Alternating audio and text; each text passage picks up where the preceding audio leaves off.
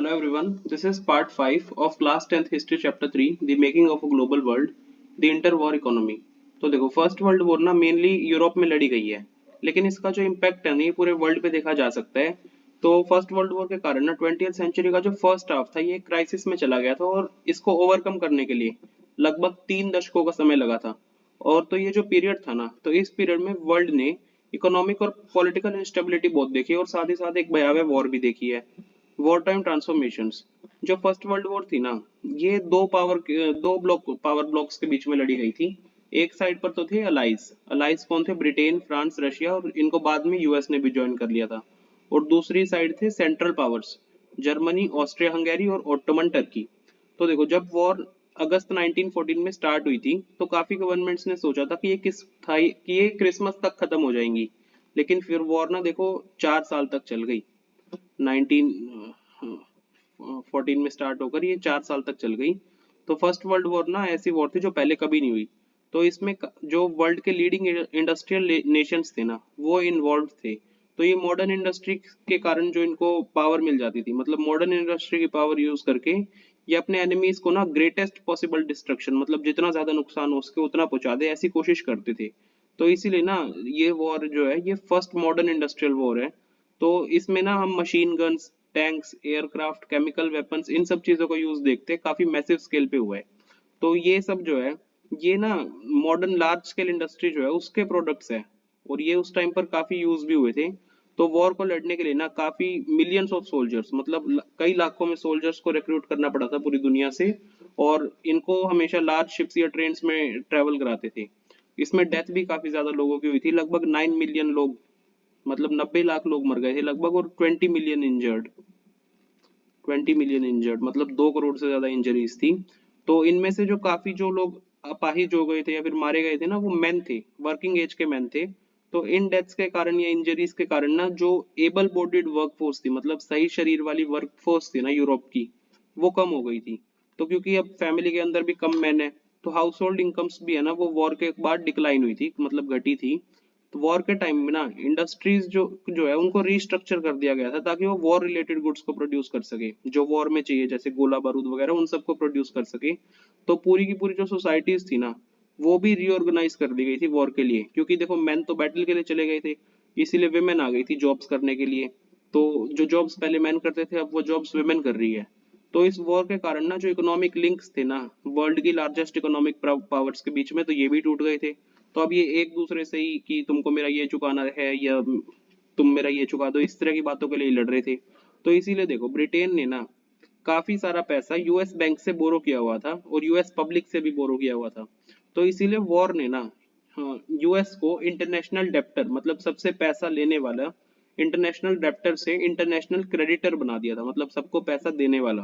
दूसरे शब्दों में जब वॉर खत्म हुई ना, यूएस और उसके सिटीजन्स के पास ओवरसीज एसेट्स उन फॉरेन गवर्नमेंट्स और सिटीजन से ज्यादा थे जो कि वो यूएस में ओन करते हैं। मतलब यूएस वालों के पास अब ओवरसीज एसेट्स ज्यादा थे।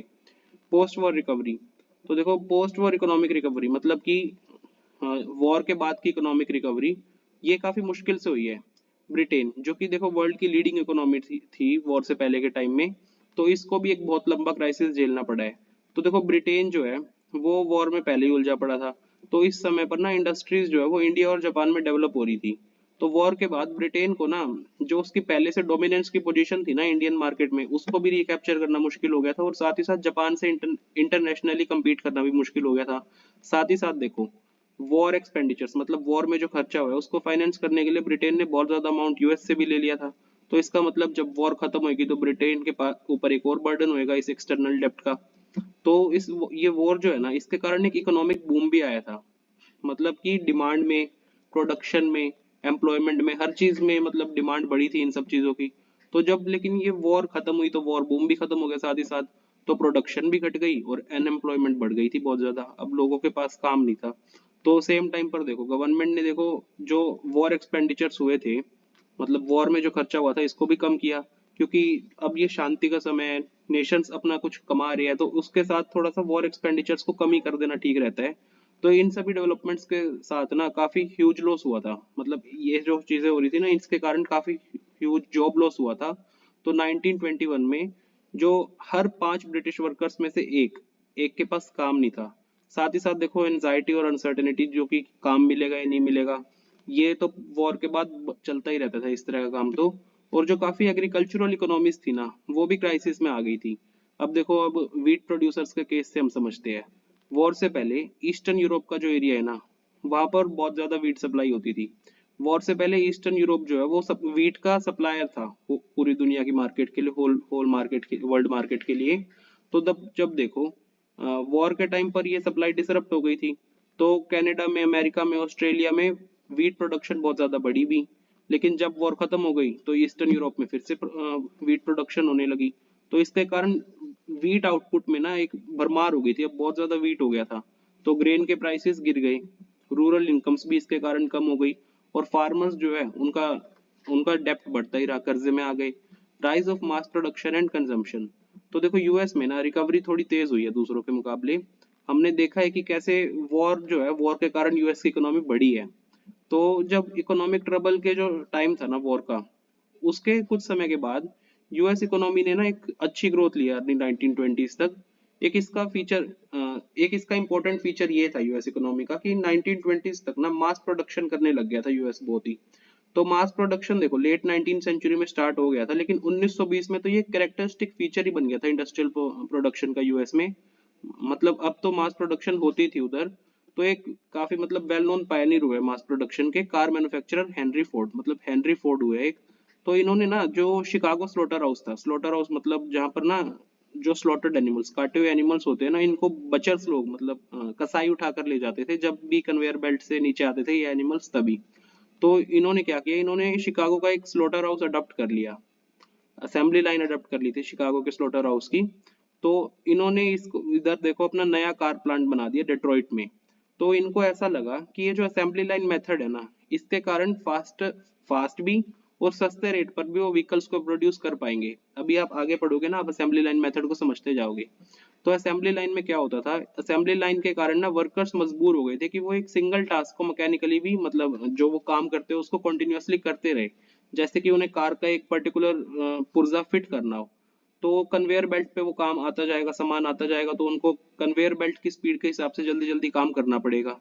तो ये एक ऐसा तरीका था, इससे ना वर्कर का आउटपुट लिया जा सकता था अच्छे से, क्योंकि उसका काम का स्पीड बढ़ गई है तो वर्कर का आउटपुट अच्छा आता है। अब एक कन्वेयर बेल्ट के सामने एक वर्कर खड़ा है, तो अब वो मोशंस को डिले भी नहीं कर सकता, मतलब कन्वेयर बेल्ट पे जिस हिसाब से सामान आ रहा है उसको जल्दी जल्दी काम करना पड़ेगा। ना वो ब्रेक ले सकता, अब ना ही वो एक छोटी सी बात भी नहीं कर सकता वर्कमेट के साथ ही। तो इसी के कारण देखो हेनरी फोर्ड फोर्ड की जो कार्स थी ना, ये असेंबली लाइन से 3 मिनट में ही आ जाती थी, 3 मिनट के इंटरवल्स में ही निकल आती थी। तो ये जो स्पीड थी ना, ये पहले किसी मेथड को वो यूज करके बनाते उसमें नहीं आई थी। तो टी मॉडल फोर्ड, ये जो है ये वर्ल्ड की फर्स्ट मास प्रोड्यूस्ड कार है। तो अब आप समझ ही गए ना कन्वेयर बेल्ट मेथड क्या होता है, ये असेंबली लाइन मेथड क्या होता है। देखो सबसे पहले जो पहले पहले क्या हुआ, जो वर्कर्स थे ना फोर्ड फैक्ट्री पे, तो उनको स्ट्रेस बहुत आ गया था काम का। असेंबली लाइंस पे इस तरह खड़े रह के वो जो काम करते रहते हैं ना, तो उनको स्ट्रेस बहुत होने लग गया था। तो इसी कारण ना वो लोग क्विट करने लग गए थे, तो काफी लोगों ने क्विट करना शुरू कर दिया था। तो क्या किया फोर्ड ने ना उनकी जो दिहाड़ी होती थी, मतलब डेली वेज होती थी, उसको डबल कर दिया जनवरी 1914 में। अब कितनी हो गई, $5। तो अब देखो इसी टाइम पर उन्होंने क्या किया, वेजेस तो डबल कर दी, लेकिन ट्रेड यूनियंस को अपने प्लांट्स में ऑपरेट करने से बैन कर दिया था। तो हेनरी फोर्ड ने ना ये हाई वेज जो वो पे कर रहे हैं, इसको रिकवर भी करना है।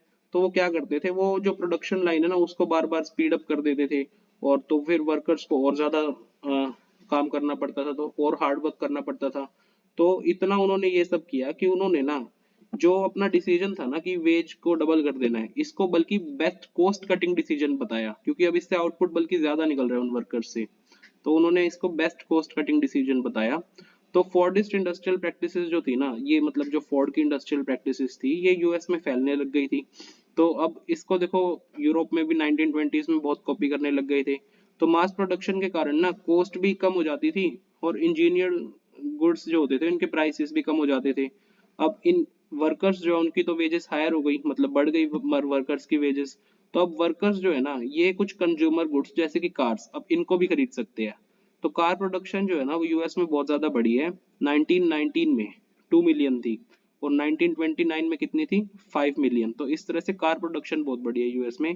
इसी तरह से देखो लोगों में रेफ्रिजरेटर खरीदने की भी उस टाइम पर थोड़ी सी आग होती थी, मतलब ये चीजें चल गई थी ना उस टाइम पर। तो लोग refrigerators, washing machines, radios, gramophone players, इस तरह के ये सब चीजें बहुत खरीदते थे। ये सब खरीदते थे हायर परचेज सिस्टम के थ्रू। मतलब एक सिस्टम हायर परचेज का मतलब किस तरह से काम करता है वो, लोग क्रेडिट ले लेते हैं, फिर इसको मंथली या वीकली इंस्टॉलमेंट्स में पे कर देते हैं। ये होता है हायर परचेज का सिस्टम। तो अब डिमांड जो थी वो रेफ्रिजरेटर्स, वॉशिंग मशीन्स, इन सब के लिए भी बहुत ज्यादा बढ़ रही थी। तो इसको साथ ही साथ इस डिमांड को और भी बेनिफिट हुआ किस तरह से, हाउस कंस्ट्रक्शन में भी उस टाइम पर बूम आ रहा था, हाउस कंस्ट्रक्शन और होम ओनरशिप में। तो अब इनको भी लोग लोन से फाइनेंस करते थे, लोन लेते थे, घर कंस्ट्रक्ट करते थे और अपना घर बना लेते थे। तो ये हाउसिंग और कंज्यूमर बूम जो आया था 1920s के कारण, तो इसके कारण यूएस में बहुत ज्यादा प्रोस्पेरिटी आई थी। काफी इन्वेस्टमेंट्स जो है, बड़ी बड़ी इन्वेस्टमेंट हाउसिंग और हाउस होल्ड गुड्स में आने लग गई थी। तो इसके कारण ना ज्यादा एम्प्लॉयमेंट्स भी बनने लग गई थी, ज्यादा इनकम भी आने लग गई थी। अब कंजम्पशन डिमांड भी बढ़ी, इन्वेस्टमेंट भी बढ़ी, तो एम्प्लॉयमेंट और इनकम्स भी बढ़ी। तो 1923 में यूएस ने ना, 1923 तक यूएस ने फिर से कैपिटल मतलब पैसा इत्यादि ये सब एक्सपोर्ट करना शुरू कर दिया था पूरी दुनिया को। और फिर से, और यूएस जो है लार्जेस्ट ओवरसीज लैंडर बन गया था, मतलब पैसे देने वाला बन गया था। यूएस इंपोर्ट्स और कैपिटल एक्सपोर्ट्स, मतलब यूएस जो सामान खरीदता है और साथ ही साथ जो पैसा है, जो कैपिटल वो एक्सपोर्ट करता है। इसके कारण यूरोपियन रिकवरी भी हुई। अब यूरोपियन भी अपना सामान बेच सकते हैं यूएस में, इससे भी पैसा आ रहा है और साथ ही साथ वो लोन भी ले रहे हैं यूएस से। तो इससे यूरोपियन रिकवरी बढ़ी है और वर्ल्ड ट्रेड भी रिकवर हो पाई है इसके कारण। तो आगे के 6 इयर्स में ना इनकम ग्रोथ भी इसके कारण ठीक हुई है। तो देखो, लेकिन ये सब ना सही सही चलता नहीं रहा। 1929 तक क्या हुआ, वर्ल्ड एक डिप्रेशन में आ गया था, जो है इतना खराब डिप्रेशन था कि वो इससे पहले कभी महसूस ही नहीं किया था। तो अब द ग्रेट डिप्रेशन, इसके बारे में हम नेक्स्ट पार्ट से पढ़ना शुरू करेंगे। Thank you.